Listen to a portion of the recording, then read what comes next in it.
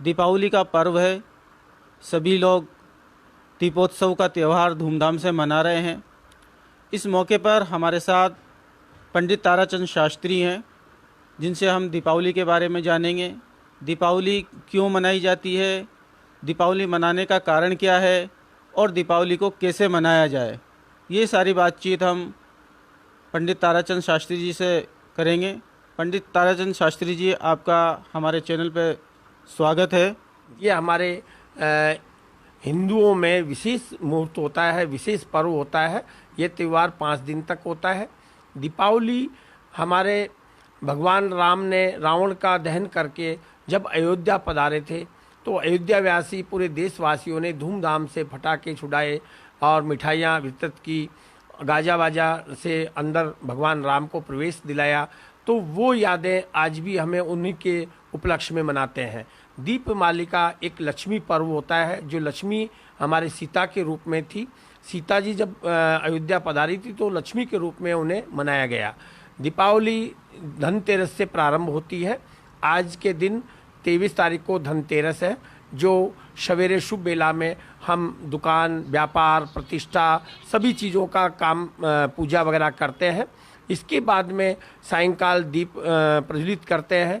पूरे मकान में, घर में दीपक लगाते हैं और घर को सजाते हैं। नाना भांति प्रकार के पकवान बनाते हैं। और दूसरे दिन चतुर्दशी होती है। चतुर्दशी जिसको रूप चतुर्दशी कहते हैं, छोटी दिवाली कहते हैं। लेकिन इस बार बड़ी दिवाली है, क्योंकि 25 तारीख को हमारे यहाँ सूर्य ग्रहण भारत में पड़ रहा है। सूर्य ग्रहण में कोई भी किसी प्रकार का त्यौहार नहीं मनाया जाता, भगवान की पूजा आराधना नहीं होती, इसलिए सूर्य ग्रहण के दिन कोई भी कार्यक्रम नहीं होगा। सवेरे 5 बजे से सूर्य ग्रहण होगा, सायंकाल 6 बजे तक रहेगा। 6 बजे बाद ही भगवान की पूजा अर्चना हम करेंगे। तो 24 तारीख को दिवाली होगी, 25 तारीख को सूर्य ग्रहण होगा और 26 तारीख को गोवर्धन पूजा, जिसको गिरिराज जी की पूजा कहते हैं, वह अन्नकूट होगा। अन्नकूट का भोग लगेगा, गिरिराज जी की पूजा होगी 26 तारीख को। 27 तारीख के दिन हमारी भाई दूज होगी, जो बहनें दूज पूजती है और अपने भाई के कलावा बांधती है, तिलक करती है। तो दूज के दिन भगवान का विसर्जन होता है। 5 दिन के रूप में दीपावली का महोत्सव मनाया जाता है, जो हर प्रकार के इसमें भोजन प्रसादी या अपने पकवानों का आनंद लिया जाता है। नए नए कपड़े पहनते हैं, भगवान माँ भगवती की, लक्ष्मी जी की पूजा करते हैं, गणेश जी की आराधना करते हैं। और हम तो यही कहना चाहेंगे कि इस युग में गरीबों को अपने जो मिठाई अपन बनाते हैं तो गरीबों को भी खिलाना चाहिए, गरीबों को वस्त्र दान करना चाहिए। और मानव सेवा सबसे बड़ी सेवा है। स्वयं आनंद लीजिए, उसके साथ साथ में मानव जाति का भी आनंद लीजिए, समाज का भी आनंद लीजिए। समाज में कोई भी व्यक्ति, किसी के घर में अगर किसी प्रकार का कष्ट हो तो उसका सहयोग करना चाहिए।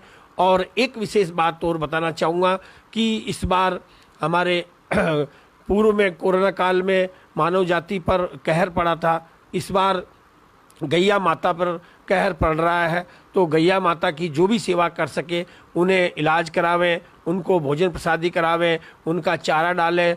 तो हर व्यक्ति से निवेदन करूंगा कि एक गाय कम से कम गोद लेकर के उसकी सेवा करें और उसकी रक्षा करें, उसका इलाज करावें। वो आपका सबसे बड़ा पुण्य होगा और सबसे बड़ी दिवाली होगी। दिवाली पर आज मैं पूरे देशवासी भारतवासियों को मैं बधाई देना चाहूँगा और सभी हमारे देश में चैन रहे, शांति रहे, भाईचारा रहे, यह करके मैं आप सभी को बहुत बहुत धन्यवाद देना चाहूँगा। जय श्री कृष्ण, जय हिंद। दीपावली के अवसर पर अक्सर देखा जाता है कि सजावट भी की जाती है, बाज़ारों में भी सजावट की जाती है, घरों पर भी सजावट की जाती है। तो क्या इसका मुख्य उद्देश्य है? जी, हमारे मुख्य उद्देश्य में हमारी मानना है या हमारे शास्त्रों में है कि लक्ष्मी घर में आती है। अब लक्ष्मी के बिना कोई कार्य नहीं होता है। एक कहा गया है, अकित्रमत्वा चरणारविंदे प्रेम प्रकृषावधिमात्वंतम पितामहम नाथ मुनि विलोक्य प्रसीद मद्वृत्त मचिंतयित्वा। क्योंकि धन के बिना कोई चीज़ नहीं होती। देखिए, संपन्नता हर चीज़ में होनी चाहिए। भगवान की पूजा पाठ कोई भी आराध्य करेंगे, उसके लिए भी पुष्प के लिए, मिठाई के लिए, प्रसाद के लिए पैसे की आवश्यकता होती है। और पैसा लक्ष्मी का प्रतीक है। लक्ष्मी माँ जो धन की संपदा वाला कोठा है, वो जैसे जिस प्रकार से जिस व्यक्ति का संपदा का अधिकार होता है, ऐसे ही लक्ष्मी माता का अधिकार है। तो लक्ष्मी को प्रसन्न करने के लिए हम उनको आराधना करने के लिए पूजा करते हैं, ये लाइट जलाते हैं और प्रकाशवान करते हैं। कहा भी गया है, तमसुरमा ज्योतिर्मय, अंधकार से हट करके ज्योति की तरफ आने को ही लक्ष्मी का नाम होता है।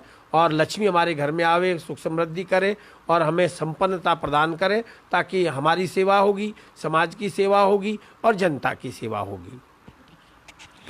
साथ ही साथ दीपावली के अवसर पर यह भी देखा जाता है कि जो लाइटिंग होती है, अभी इस वक्त अगर हम देखें तो ज़्यादातर चाइनीज़ लाइटें ज़्यादा जलाई जाती है। हालांकि ये दीपोत्सव का त्यौहार है, धीरे धीरे दीप कम होते जा रहे हैं और लाइटों ने अपना स्थान ले लिया है।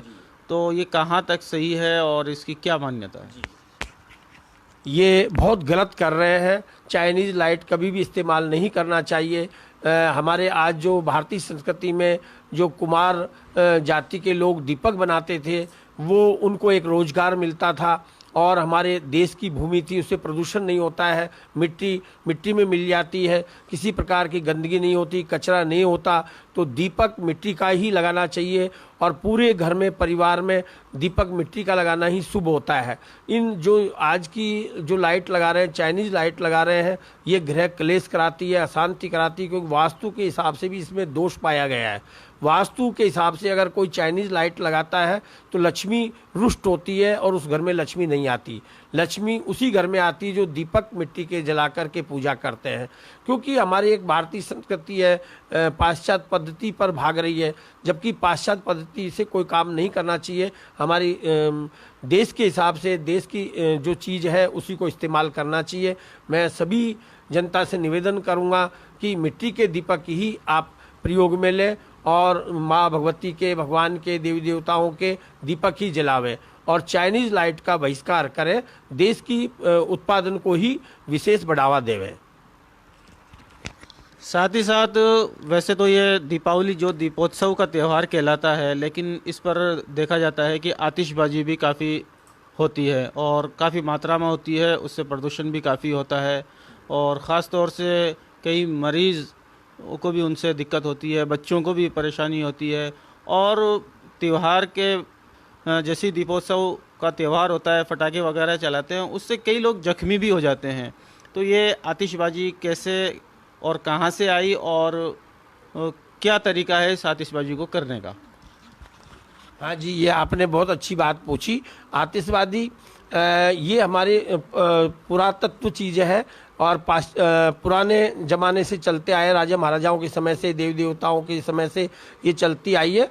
लेकिन आजकल आतिशबाजी का दुरुपयोग हो गया। पहले लिमिट का सब चीज़ होता था, आजकल हर इंसान के पास पैसा भी बढ़ गया और इन चीज़ों का प्रदूषण भी बढ़ गया। तो इन्हें कम मात्रा में करना चाहिए, ज़्यादा वो नहीं करना चाहिए, सुरक्षा में करना चाहिए। कोई भी व्यक्ति अगर एक फटाका भी अगर छुड़ाता है तो वहाँ तक ठीक है, लेकिन 1000 फटाके छुड़ाएगा एक व्यक्ति तो वो प्रदूषण का कारक होता है, नुकसानदायक है। अति सर्वत्र वर्जित। अति कोई भी चीज़ की खराब होती है। किसी भी चीज़ में अगर अति आप करोगे तो वो सब नुकसानदायक है। अगर आप घी भी पिएंगे, अगर आप मात्रा में पिएंगे, 1 चम्मच पिएंगे तो आपको ताकत देगा, फ़ायदा देगा। और घी को किलो 2 किलो एक बार में डकार जाएंगे तो फिर वो भी आपको ऊपर पहुंचा देगा। तो कोई भी चीज़ अति नहीं करना चाहिए, अपने प्रदूषण का ध्यान रखना चाहिए। फटाके छुड़ाते टाइम या कोई भी चीज़ करते समय ध्यान रखें, सावधानी रखें। आज नुकसान खुद का ही होता है। मैं तो कहूँगा आतिशबाजी की जगह आप पुष्प बरसात कीजिए, गरीबों को प्रसाद बांटिए, कपड़े बांटिए, उसी में आनंद आएगा। जो आज फटाके 1000 रुपये का एक आता है, 500 रुपये का एक आता है, उसको अपन फोड़ करके ख़त्म कर देते हैं। उससे अच्छा तो ये है किसी को खाने का दान कीजिए, खुद खाइए, दूसरों को खिलाइए, अच्छे कपड़े पहनिए, अच्छा रास्ता अपनाइए। कोई भी सामाजिक कार्य कीजिए, उसमें आपको आनंद आएगा, न कि फटाके छुड़ाने में। आप ये चीज़ करना ही चाहते हैं तो इसको दूसरे सिरे से किया जा सकता है, जैसे बाजार को सजा के, घर को सजा करके दूसरे रूप में आप आनंद ले सकते हैं। तो अभी पंडित जी ने हमें बहुत सारी चीज़ें दीपावली के अवसर पर बताई। अब हम दीपावली के अवसर पर ये चीज़ भी देखते हैं कि ख़ास तौर से लक्ष्मी जी की पूजा की जाती है।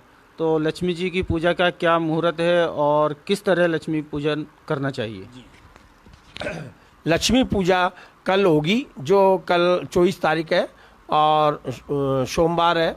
सोमवार के दिन प्रातःकाल का 9 से 12 का मुहूर्त है, सायंकाल 6 बजे से लेकर के रात को 9 बजे है, फिर 9 बजे के 10:30 बजे बाद में 12 बजे तक है, और रात्रि बेला वैसे तो लक्ष्मी पूरी रात ही होगी, लेकिन विशेष करके 6 से 9 के टाइम में लक्ष्मी पूजे। लक्ष्मी के अंदर अगर आपके घर में पन्ना गणेश, पन्ना लक्ष्मी है और रोज स्नान करा के सुगंधी तेल लगा के पूजा करते हैं तो लक्ष्मी की वृद्धि आपको विशेष चमत्कार देगी। इस दिन कनकधारा स्तोत्र का पाठ, देवी सूक्त का पाठ, श्री सूक्त का पाठ, गोपाल सहस्रनाम, ये पाठ आप कर सकते हैं। घर में सुख शांति समृद्धि के लिए स्फटिक श्रीयंत्र पिरामिड आप पूजा में रखें, उससे आपके घर में लक्ष्मी की वृद्धि होगी, बरकत होगी, तरक्की होगी।